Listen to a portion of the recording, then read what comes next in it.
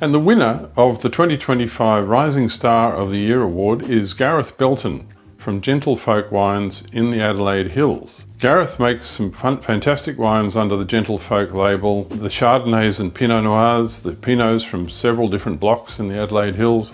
Particularly impressed us in recent years, but the Chardonnay as well is wonderful wine indeed. He flies a little bit under the radar, I think, and he deserves to be better known. His wines are now starting to get out there in the bottle shops around the country, and I think we're going to be seeing and hearing a lot more about Gentlefolk in the future. Let's hear from the winner now. Hi, I'm Gareth Belton from Gentlefolk Wine in the Adelaide Hills in South Australia.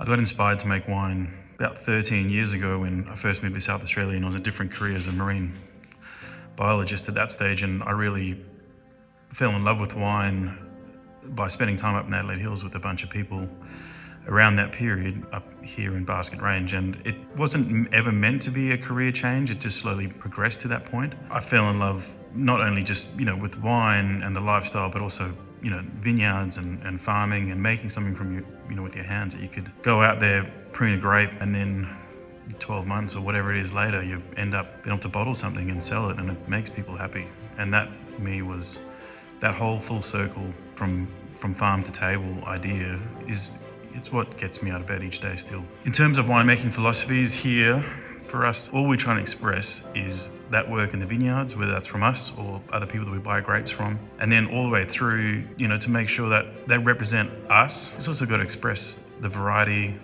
the year is really important, and the region. We proudly produce wine in the Adelaide Hills, and we want to make sure that the wines taste like Adelaide Hills Chardonnay made by us, and that's the true beauty of wine, is you can see that the hand of the winery, the soil, the climate from that year, and if there is some sort of philosophy, whether it's oak usage or whatever, it should show that as well. And that's something that we strive for, to make wines that we are very proud to pour into people's glasses. It's been a journey growing a business over the last 10 to 11 years, just from a couple barrels in a shed, now through to a winery with employees and lots more machinery and lots more barrels. And I guess keeping inspired is probably the biggest challenge at time, because life gets busy. You've got family, you've got your own things you want to do, you've got other relationships with people and neighbors, and plus on top of that you've got to run a business and look after people, go sell wine.